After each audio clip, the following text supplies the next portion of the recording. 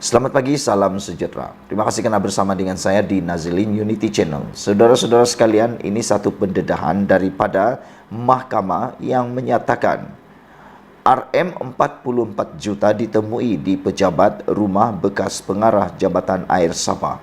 Ini betul-betul satu kes yang luar biasa. Bayangkan ada duit RM44 juta tunai. Tunai ya saudara. Ini bukan duit online. Ini bukan duit duit dalam bentuk cek, tak. Ini duit tunai. Pernah nampak tunai? Begitulah, tunai 44 juta di pejabat di rumah bekas pengarah Jabatan Air Sabah.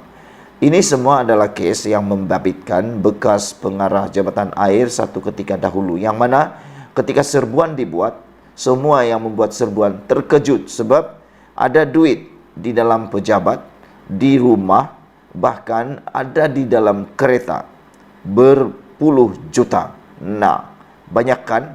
Tapi syukurlah ia telah diselesaikan. Ikuti terus ulasan ini supaya kamu tahu macam mana cerita dia.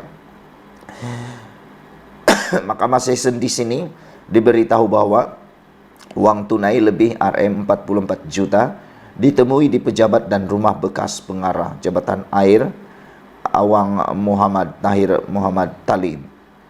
Berita Harian melaporkan perkara itu dimaklumkan Ketua Pasukan Serbuan nombor 8 Hishamuddin Muhammad Esa 49 semasa pemeriksaan oleh Timbalan Pendakwa Raya.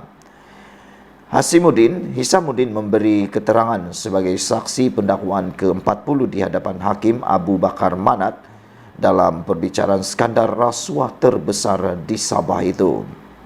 Beliau berkata, lebih RM23 juta ditemui semasa serbuan di pejabat Awang Tahir pada 4 Oktober 2016 di Wisma Muiz.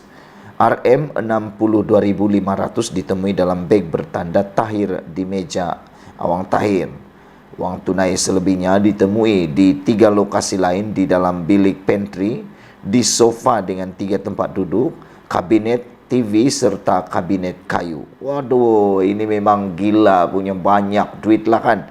Bayangkan, kabinet TV pun ada duit, di sofa pun ada duit. Boleh kata di mana-mana duit. Ini boleh menyebabkan keterkejutan yang luar biasa. SPRM kalau menyerbu macam ni, duit bertimbun-timbun ditemui, gila, punya banyak kan. Beliau turut memberi keterangan bahawa setiap bungkusan wang antara RM50.000 dan 100.000 dan hanya Awang Tahir yang punya akses ke bilik pantry di pejabatnya. Bilik pantry itu adalah bilik dengan papan tanda go away di pintunya, di mana timbunan wang tunai ditemui dan dirampas SPRM. Hishamuddin turut memberitahu pada hari sama lebih RM21 juta ditemui ketika pasukannya menyerbu rumah Awang Tahir di Sembulan. Menjawab soalan, beliau berkata lebih RM8 juta ditemui dalam sebuah bilik di tingkat 3 rumah itu. Beliau turut berkata 86 jam tangan berjenama dan mewah serta 921 barang kemas turut ditemui di rumah berkenaan.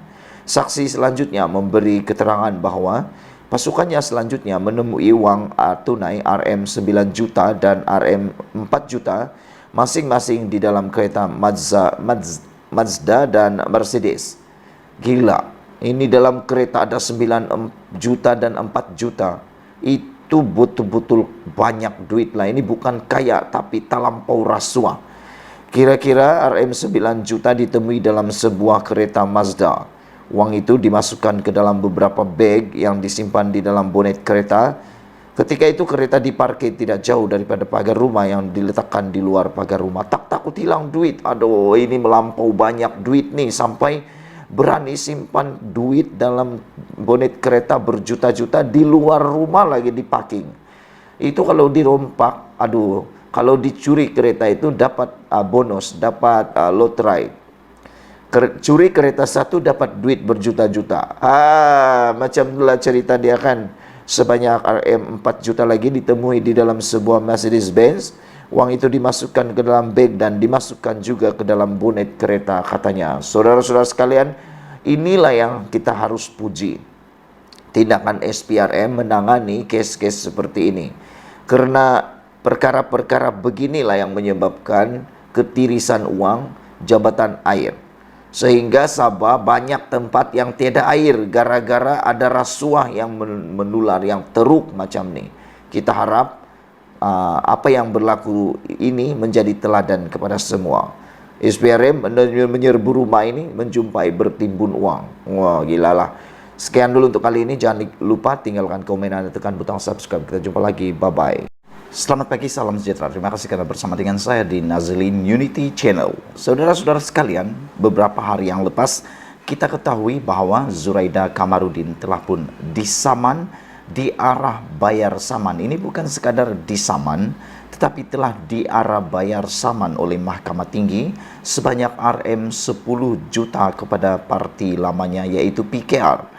Ini satu perkara yang baik yang pernah saya utarakan sebelum ini, yaitu satu duluan yang amat baik, dan terbukti apabila selepas saya mengeluarkan kenyataan tersebut, Setiausaha Agung PKR yaitu Saifuddin Nasution Ismail telah menyatakan bahwa itu hanya satu permulaan, dan beliau menyatakan bahwa akan ada pemimpin-pemimpin PKR yang telah menjadi pengkhianat, yang telah keluar daripada parti PKR menyertai parti-parti yang lain semasa langkah Sheraton, yang akan turut menerima bahana yang sama. Oleh sebab itu, selepas beberapa jam Zuraida Kamarudin di arah bayar Rm 10 juta, ini pula komen daripada Azmin Ali berkaitan dengan saman RM ataupun arahan bayar saman Rm 10 juta oleh Mahkamah Tinggi terhadap Zuraida Kamarudin. Yang kita tunggu-tunggu, apa komen Azmin Ali? Azmin Ali takut ke tak? Itu yang kita nak tahu kan? Anda nak tahu? Ikuti terus ulasan ini. Baiklah, saudara-saudara sekalian, Azmin Ali ialah antara orang yang terlibat dalam langkah Sheraton yang menyebabkan kerajaan Pakatan Harapan telah pun tumbang gara-gara pengkhianatan beberapa orang pemimpin parti PKR dan juga parti-parti yang lain. Saudara-saudara sekalian, ini komen Azmin Ali. Azmin Ali kata beliau yakin Zuraida akan menang peringkat rayuan. Wah, dia takut ke? Kita nak tanya macam tu soalan kepada Azmin Ali. Selepas Zuraida disaman 10 juta itu, berjaya disaman 10 juta, Azmin Ali dia takut ke? Sehingga Azmin Ali yakin. Beliau kata dia yakin Zuraida menang peringkat rayuan. Tak tahulah dari mana keyakinan Azmin Ali ini yang boleh menyebabkan Zuraida Kamarudin menang di peringkat rayuan. Saya tak tahu dari mana dia boleh yakin. Pengerusi Perikatan Nasional PN Selangor Muhammad Azmin Ali berpandangan keputusan Mahkamah Tinggi yang mengarahkan Zuraida Kamarudin membayar Rm 10 juta kepada PKR bukan pengakhiran. Sebaliknya, bekas timbalan Presiden PKR itu berkata, Zuraida masih mempunyai ruang untuk membatalkan keputusan itu di peringkat Mahkamah Rayuan nanti. Itu bukan keputusan muktamad. Zuraida punya hak untuk buat rayuan, kata Azmin Ali. Saya percaya dengan fakta-fakta yang bakal dikemukakan nanti di Mahkamah Rayuan, Zuraida dibebaskan daripada keputusan membayar Rm 10 juta, katanya dalam media. Semalam, Mahkamah Tinggi Kuala Lumpur membenarkan saman oleh PKR untuk menuntut 10 juta daripada Zuraida yang juga bekas naib presidennya kerana berpaling tadah daripada parti itu selepas menang kerusi Ampang pada PRU 14. Hakim Akhtar Tahir membuat keputusan itu selepas mendapati hujahan Zuraida bahawa bon itu ditandatanganinya atas alasan dipaksa adalah tidak berasas. Mahkamah juga memerintahkan Zuraida membayar kos Rm 50,000 kepada PKR. Bukti menunjukkan Zuraida menandatangani bon itu dengan pengetahuan penuh mengenai kandungannya. Zuraida menandatanganinya secara sukarela kerana mahu bertanding dalam pilihan raya atas tiket PKR, kata Hakim. Sementara itu, Azmin ketika ditanya sama ada akan bertanding dalam PRN Selangor, beliau berkata dia menunggu arahan daripada pucuk pimpinan Bersatu. Azmin ni tarik tali lah kan, on off. Baru-baru ini dia menyatakan dia macam mau berehat daripada politik dan seakan-akan tak mau bertanding. Tiba-tiba pula dia kata tunggu arahan daripada pucuk pimpinan. Penyandang kursi DUN Bukit Antarabangsa itu berkata, meskipun sebelum ini mengumumkan untuk bercuti seketika daripada politik, dia akan akur untuk bertanding jika diarahkan oleh partinya. Sebagai orang parti, saya akan patuh kepada arahan parti. Saya tunggu arahan parti, kata beliau. Jadi saudara-saudara sekalian, itu dia komen daripada Azmin Ali. Tak tahulah dia mula takut ke tidak, tapi yang pastinya dia yakin Zuraida boleh menang dalam peringkat rayuan. Apa pendapat anda sekalian? Adakah Zuraida akan menang? Pada pendapat saya, Zuraida tak akan menang dalam peringkat rayuan kerana bukti di dalam kes ini amat jelas. Kita jumpa lagi. Bye-bye. Selamat petang, salam sejahtera. Terima kasih karena bersama dengan saya di Nazili Nudity Channel. Isu yang hangat pada petang ini daripada media sosial ialah apabila seorang pemimpin DAP iaitu Tony Pua menulis dan menggelar Barisan Nasional sebagai pakatan yang korup dan menyatakan bahawa beliau kata harap PH bentuk kerajaan sendiri. Sebelum saya teruskan ulasan kali ini, jangan lupa tinggalkan komen anda, tekan butang subscribe. Saudara-saudara sekalian, ada dua perkara isu pokok dalam ulasan kali ini. Pertama, siapa liability dalam kerajaan perpaduan pimpinan Anwar Ibrahim pada waktu ini?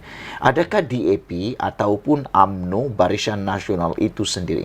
Sebelum anda memberikan apa-apa ulasan, anda jawab dulu dua persoalan ini. Siapa liability di dalam kerajaan perpaduan ini? Adakah DAP ataupun UMNO Barisan Nasional? Jika anda dapat menjawab dua persoalan mudah itu, anda akan ikuti dan anda akan dapat mengulas politik dengan lebih baik. Kita akan berfikiran matang dan kita akan berfikiran terbuka. Walau bagaimanapun, tindakan Tony Pua mengecam ataupun menyelar Barisan Nasional dengan menggelar Barisan Nasional sebagai pakatan yang korup dan beliau berharap untuk PH bentuk kerajaan sendiri adalah satu komen yang amat sensitif dan amat melukakan UMNO dan Barisan Nasional yang mana pada ketika ini berada dalam kerajaan perpaduan pimpinan Anwar Ibrahim. Sehingga pada waktu ini timbul pelbagai persoalan besar yang berkait dengan perkembangan terkini Tony Pua menggelar BN Pakatan Korup tersebut.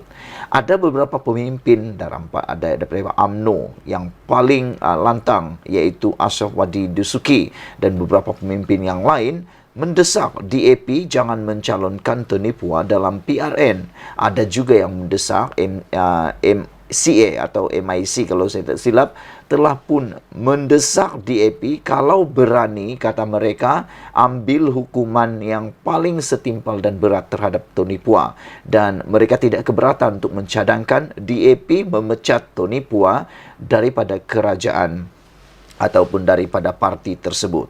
Walaupun Anthony Luke telah menyatakan bahawa kenyataan daripada Tony Pua itu tidak mewakili DAP, namun telah menimbulkan pelbagai persoalan besar dan lebih memanaskan lagi dunia politik Malaysia dikala kempen pilihan raya sudah bermula pada hari ini.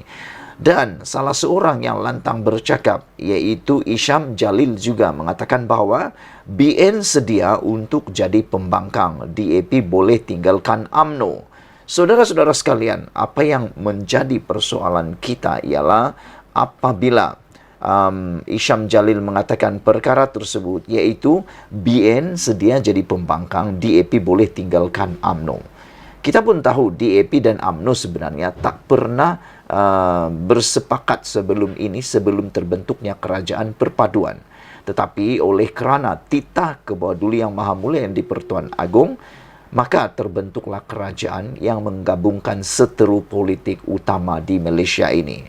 Isham Jalil, ahli Majlis Kerja Tertinggi UMNO, mengatakan bahawa Tony Pua yang menggelar Barisan Nasional sebagai pakatan yang korup harus dibidas. Menurutnya, Tony Pua disarankan untuk memberi cadangan kepada pemimpin parti DAP supaya meninggalkan UMNO daripada kerajaan perpaduan sekiranya parti itu dilihat terlalu korup.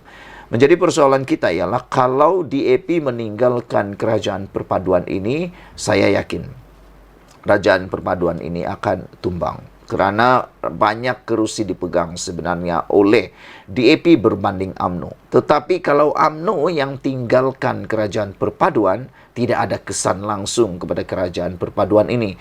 Meskipun kalaupun pemimpin-pemimpin UMNO, Barisan Nasional mendesak Zahid Hamidi supaya tarik sokongan ataupun tidak lagi menyokong Anwar Ibrahim keluar daripada kerajaan perpaduan dan menyertai mana-mana gabungan ataupun berdiri sebagai pembangkang seperti yang dikatakan oleh Isham Jalil ini, maka tidak akan ada apa-apa kesan kepada kerajaan perpaduan. Dan mungkin seperti ulasan awal saya tadi, liability besar kepada Anwar Ibrahim sebenarnya sudah hilang. Karena kita perlu tahu, sebenarnya pada hemat dan jawaban saya, DAP pun boleh menjadi liability kepada kerajaan perpaduan, tetapi UMNO dan Barisan Nasional pun boleh menjadi liability kepada kerajaan perpaduan. Tanpa Barisan Nasional dalam kerajaan perpaduan pun sebenarnya Anwar Ibrahim masih lagi boleh jadi Perdana Menteri. Oleh sebab itu, apabila Isham Jalil menyatakan keberanian kelantangan beliau menyatakan bahawa mereka sedia menjadi pembangkang, pada pendapat saya itu satu tindakan yang terburu-buru. Kerana untuk menjadi pembangkang adalah amat terlampau susah. UMNO hanya mampu menjadi pembangkang sewaktu sebelum langkah Sheraton selama 22 bulan saja. Tetapi sudah tidak tahan. Sudah tak tahan lagi sehingga turut terlibat di dalam langkah Sheraton dalam membentuk kerajaan campuran Perikatan Nasional BN sewaktu langkah Sheraton. Jadi saya fikir sebenarnya apa yang dinyatakan oleh Isham Jalil ini lebih kepada mengikut emosi. Kerana kalau benar Barisan Nasional dan UMNO menjadi pembangkang, pasti sesuatu yang lebih teruk akan mereka alami. Silap sedikit, UMNO, Barisan Nasional akan menghadapi masalah paling besar yang tak pernah mereka lalui sebelum ini. Dan seperti penganalisis politik kata, dan juga ada beberapa ahli politik mengatakan, kalau UMNO jadi pembangkang, UMNO akan terkubur dan selama-lamanya menuju alam barzakh, kata mereka. Jadi itu sebabnya saya mengatakan bahawa tindakan Tony Pua membuat pernyataan seperti itu sebenarnya sudah lama beliau lakukan, bukan pada waktu ini. Sudah lama DAP sebenarnya terbiasa, sudah lama DAP menggunakan naratif seperti itu. Sejak sebelum lagi mereka membentuk kerajaan dahulu, sudah mereka gunakan naratif cerita seperti itu, yaitu Barisan Nasional Pakatan Korup. Tetapi oleh kerana membentuk kerajaan, maka mereka harus menjaga buah mulut mereka, mesti menjaga hati mereka, mesti menjaga mulut mereka. Kerana sekarang ini mereka bersama dalam satu pasukan. Jadi kalau mau persalahkan Tony Pua sebenarnya tidaklah terlalu adil. Kerana Tony Pua sudah terbiasa dengan tindakan DAP dulu memang mengambil pendekatan naratif seperti itu. Dan adakah, ini soalan saya yang terakhir kepada anda, adakah apa yang dikatakan oleh Tony Pua itu salah? Kalau kamu tahu dan kamu ada jawaban kepada persoalan itu, sila tinggalkan komen kamu. Mungkin anda komen anda berkaitan dengan naratif itu. Benarkah apa yang dikatakan oleh Tony Pua itu atau ianya bohong? Tinggalkan komen anda. Sekian dulu untuk kali ini. Jangan lupa tinggalkan komen. Kita jumpa lagi. Bye-bye.